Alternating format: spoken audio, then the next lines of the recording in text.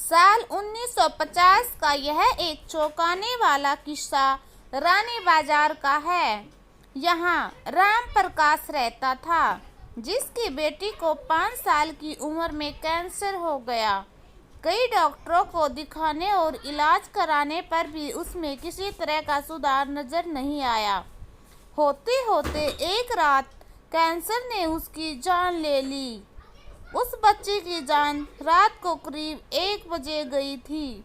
उसी रात को पास के ही एक गांव की महिला मोहिनी को एक ट्रक ने टक्कर मार दी थी।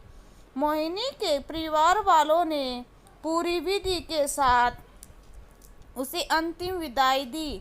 अब बच्चे के परिवार वाले भी उसे दफनाने के लिए जंगल की तरफ निकले। जंगल जाते समय अचानक से उस लड़की के शरीर में हलचल हुई। सभी हैरान हो गए कि मृत लड़की का शरीर कैसे हिल रहा है।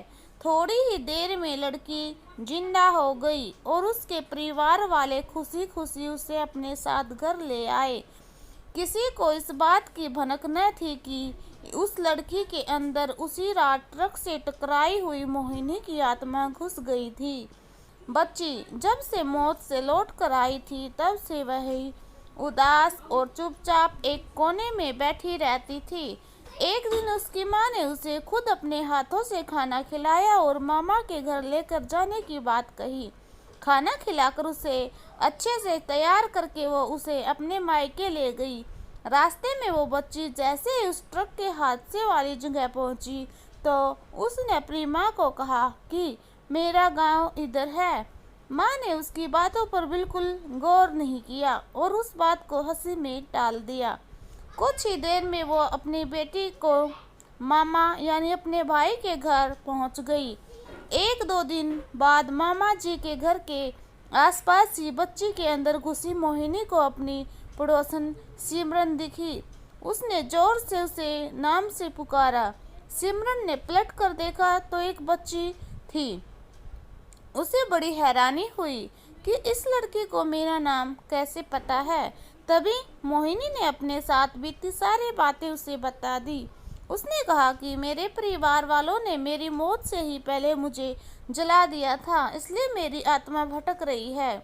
उसी दिन उस लड़की की भी मौत हो गई थी, तो मैं इसके शरीर में घुस गई। सिमरन ने ये बात अपने गांव जाकर सबको बता दी। पूरे गांव वाले और उसके रिश्तेदार मोहिनी से मिलने के लिए उसी बच्ची के मामा के घर के पास पहुंच गए। उस लड़की के अंदर रह रही मोहिनी की आत्मा ने सबको एक एक करके पहचान लिया। कुछ देर बाद बातें करने के बाद वो अपने परिवार वालों के साथ अपने घर चली गई। अब उस लड़की की माँ बच्ची को घर में न देखकर परेशान थी। जब उसे पता चला कि वो कुछ लोगों के साथ दूसरे गांव में गई है, तो वो उसे बुलाने के लिए चली गई। अपने परिवार के साथ खुश मोहिनी ने वापस आने से मना कर दिया। पास के ही लोगों ने उसे समझाया कि तुम्हें दोनों परिवारों के साथ रहना चाहिए, इससे सभी को खुशी मिलेगी। तुम किसी एक परिवार को दुखी नहीं कर सकती हो। इस बात को सुनकर बाद में लड़की के शरीर में रह रही मोहिनी की अपनी माँ के साथ वापस आने के लिए राजी हो गई। अब वो दोनों परिवारों के साथ खुशी खुशी रहने लगी।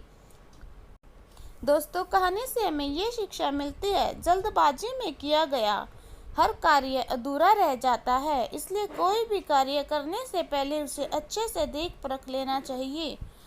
दोस्तों, अगर आपको मेरी कहानियाँ पसंद आ रही हैं तो मेरे चैनल को सब्सक्राइब कीजिए, वीडियो को लाइक कीजिए, कमेंट कीजिए और शेयर कीजिए।